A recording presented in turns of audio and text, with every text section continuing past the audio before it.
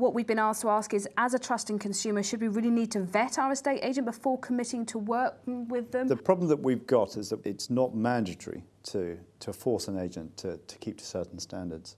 There are governing bodies. There's the National Association of Estate Agents, there's the Association of Residential Letting Agents, and there are many others who have a code of practice for agents to follow. And it's something that the good agents believe in.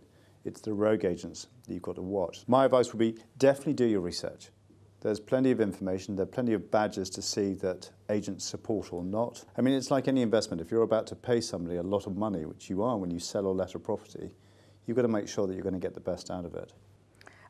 Nick, in terms of the actual properties, I mean, you do your research, but we've been asked, how long do estate agents really know about a property before it comes to the market? And who gets to find out about those secret properties? Because so often you see a house come on the market and it's off the market within seconds.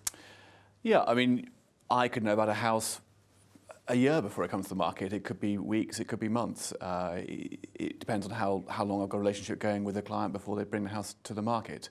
Who gets to see those?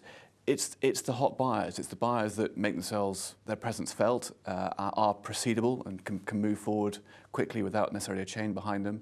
And the agent, the buyer that we probably speak to most often. You mentioned a chain there, James. I mean, from your experience, on average, how long is that chain, on average? Do you know, it's probably a question that's more related to Nick, purely and simply because in prime central London we haven't had many chain buyers recently, and actually a lot of the buyers that we deal with are able to go ahead and buy properties without having to sell their own properties first, and that's been one of our problems recently and has reduced the stock of supply, open supply that's on the market. Problems for you, but good for the vendors, of course. Okay, then in the country, outside of London?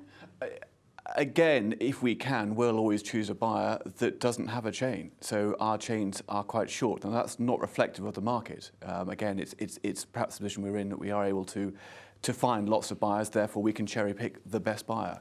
And somebody who is proceedable and not in a chain will always get the nod over someone who's in a chain. So I would say, again, it's fairly short. I want to pick on something you said there, Tim. You said that the industry is not regulated, and that brings us to one of the questions we've been sent in, and that is around the Plain English campaign, which has been around since 1979. There are a number of housing associations on it, but no estate agents. I'm going to open this question up to whoever is brave enough to answer it. Faith in our agent is a hugely important factor. So should we, as trusting consumers, really need to vet our agents? I think we as agents like to use familiar language for clients, but we are very carefully regulated now by the Consumer Protection Act, which means we have to adhere to very stringent guidelines as to how we describe a property, and that we are transparent and open about what a property actually is. But I think you know, there are temptations to use familiar language, descriptive language.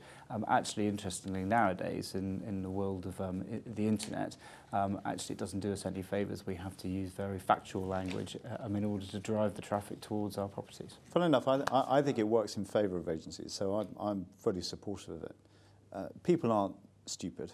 You know, if cosy means small, put in small.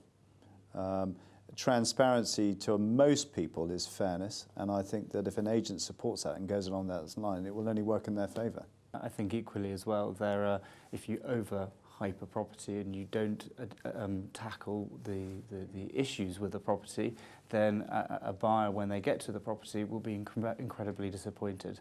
So you need to manage their expectations.